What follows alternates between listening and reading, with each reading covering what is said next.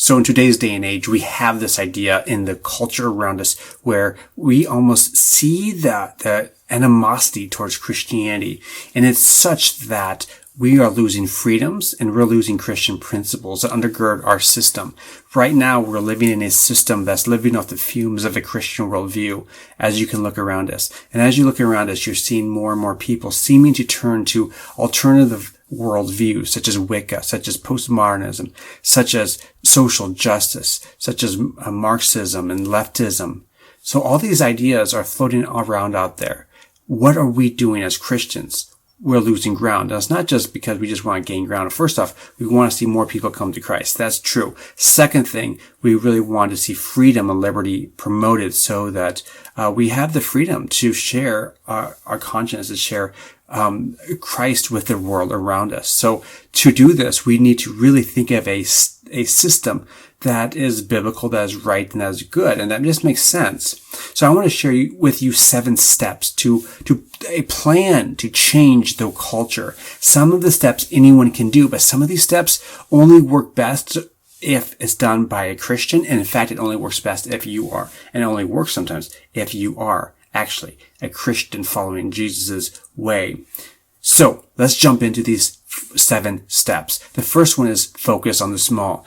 A lot of times we think about the big picture, and we should think about the national and state level. These are really important. We should be voting for the right type of people and praying for those in leadership. However, we as individuals, a lot of us don't have a huge platform. A lot of us don't have a lot of networks. We can make a difference by impacting those close to us. Now, again, this does not negate the fact that you should be voting and you should be trying to impact the larger. But don't miss the small. Don't miss those people who are most near to you. Yourself especially. Get yourself right. Help you get your family on the right track. Get your neighbors. Get your neighborhood. Get your community. And get your state. So if you can focus on the small, you can impact a lot of people that way. And here's the thing. If all of us would be focused on the small, we could do some amazing impact. The next one, the second item that I want to give you is pray and vote. Pray and vote. And I'd encourage you to encourage others to do the same. This is our secret weapon, prayer. Now, something that the secular left really does not have. Yes, the U.S. leftism is secular and is anti-Christian in the United States. A lot of people don't like to say that, but their ideas are horrid. They're anti-Christian. They promote abortion. That's murdering unborn human babies. They promote Marxist ideas. They promote class warfare. They promote sexual immorality. These are all horrible ideas and bad, and they should be fought against. They are not Christian at all. And if anybody tells you they are Christian, they are not. So don't believe them. If you live in an area that is like very anti-Christian, leftist ideology, and your vote will not matter that much, promote and aid other areas where you can have an impact. Also try to maybe make an impact in your local culture by focusing on the small. Remember that.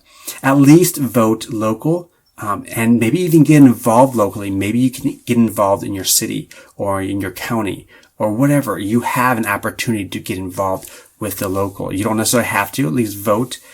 But definitely get involved local. Think small. Think small.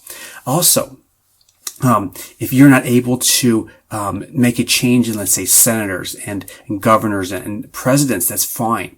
Make an impact on representatives, of mayors, of leadership in towns.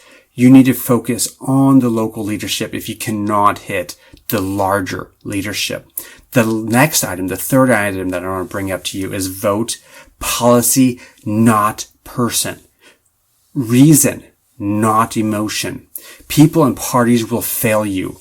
No one is perfect. No party is perfect.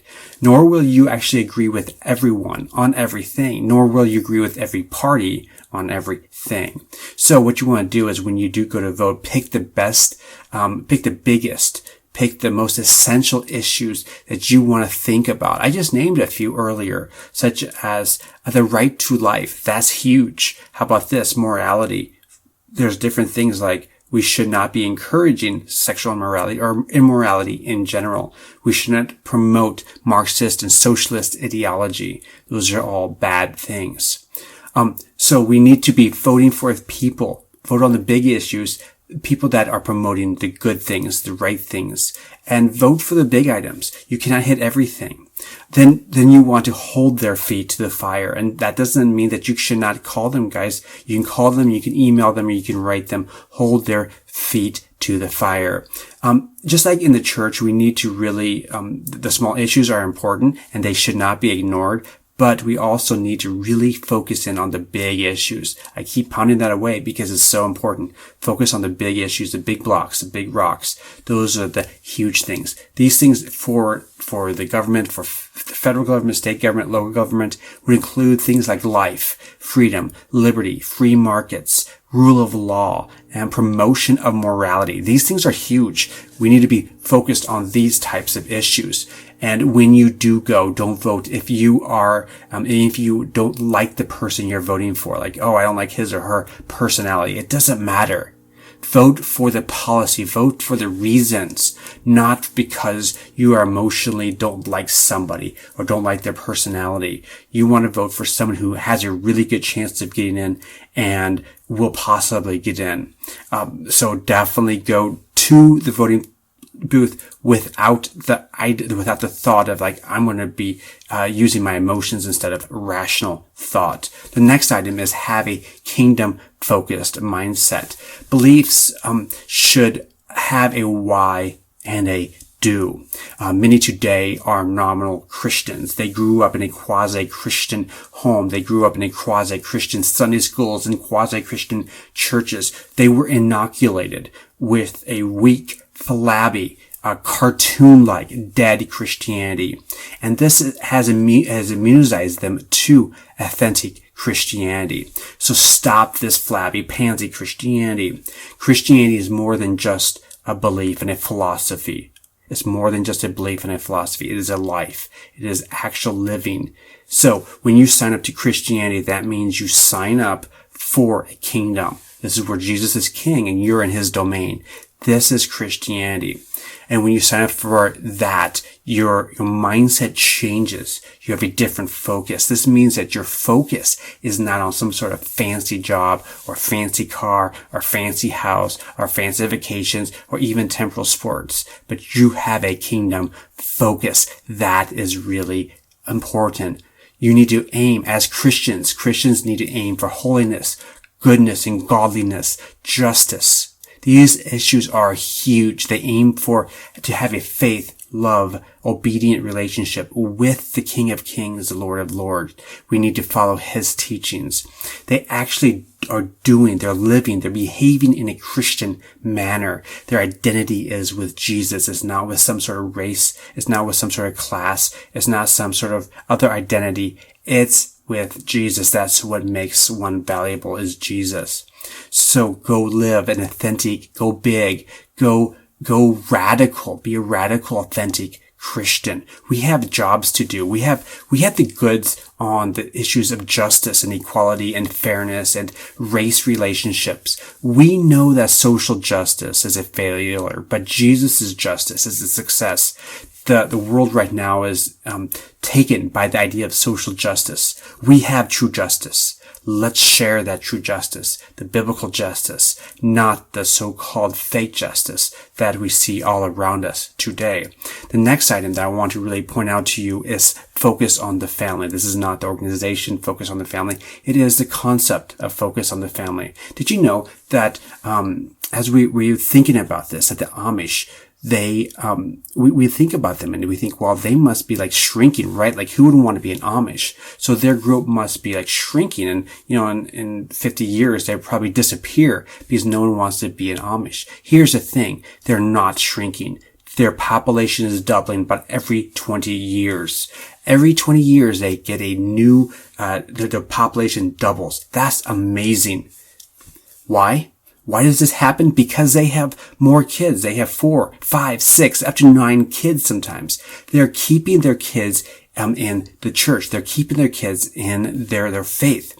Kevin DeYoung wrote a paper recently, and he said this. Let me just quote it off to you. He said, here's a culture war strategy conservative Christians should get behind. Have more children. Disciple them like crazy. In the not too distant future, the only couples replacing themselves in America will be religious couples. That's straight from him.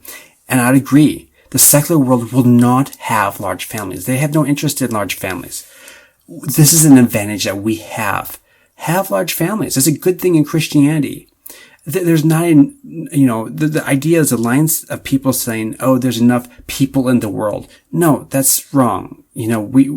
As Christians, God tells us to go out and go fill the earth. It's totally fine. We have enough stuff here. We're not in dire straits. Have more kids.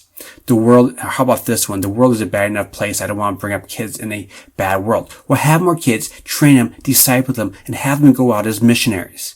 You as your family have a larger family. That's totally fine. Why haven't Christians been doing this for the past 50, 100 years? Why not? Why are we capitulated to the culture's demands of smaller families? Have larger families if you have a chance, especially if you have a desire. Go for it. You can make a huge impact. Just like the Amish do. Make your home safe, a safe home. Make it a shelter. You can homeschool your kids. Disciple them and inoculate them. Disciple them and inculcate them with Christian beliefs and behaviors. The next item I want to point out is dedication and commitment. Dedication and commitment. Going back to the Amish again. They have a group, they have community, they have a body of Christ focus. Now, not everything that the Amish do I agree with. Actually, they have cult-like tendencies, not cult, they're not a cult, but they do have sociological characteristics that look like a cult-like actions. So I'm not super hot about everything the Amish do, but I do say is this, that they do have a group cohesion. When one person falls, the rest of them are there to help that person. They inculcate into their kids commitment, dedication, hard work. These people are committed and they are dedicated. They don't assume things such as divorce. Divorce is it's not negotiable. It's not even thought about like, oh, maybe we're going to divorce. No. It's same with like kids leaving the church. It's not even like, oh, maybe my kids will stay, maybe my kids will go. It's just like assumed that they're going to stay. It's assumed you'll be together for life. It doesn't mean that every marriage works out. It doesn't mean that every child stays in Christianity. What it does mean though, is that we go to the idea with family as it's going to work. It's like driving down the road. You could get in an accident, but you go with the assumption that you're going to get to your destination safely. And this is very important with the family. You want to get to your destination safely. You want to die as a married person. You want to have a child who's going to stick with the faith. So inculcate dedication and commitment. And lastly, here's the thing. Learn, share, and speak. Evil grows when good people don't stand up, when they do nothing, when they don't speak. So here's my encouragement to you. Go out, read, watch, listen, gain more knowledge. If you have no substance to share and you don't know how to share, then how are you going to make an impact to those around you? You have to know something. You have to do something. You have to be something. Go do it. Stand up, share, tell others. For example, prime example, you can share this video. It'd be an awesome opportunity. Share this video with your other Christian friends. And while you're doing that, feel free to like this video. Feel free to subscribe. And especially if you found this beneficial, I'd love to have you on my channel. Also, to get this video to get more interactions, please feel free to comment below. Tell me your thoughts. What other ideas do you have about this? Don't forget to check out articles from iapologia.com. That's my main website. Also, don't forget to check out Facebook. I have an iApologia Facebook page and same with the Twitter page. I have other social media platforms too, MeWe, USA Life, and also Instagram. Also, since we're talking about more about politics items, I do have an Instagram, Twitter, and Facebook pages set up for another page I have called Liberty Bomb. Definitely check out Liberty Bomb while you're at it. So again, I want to thank you for sticking around. Thank you for listening. Hopefully this has been beneficial to you. If it's been beneficial to you, feel free to stick around and continue to share and continue to work with me and share Christ to the world around us.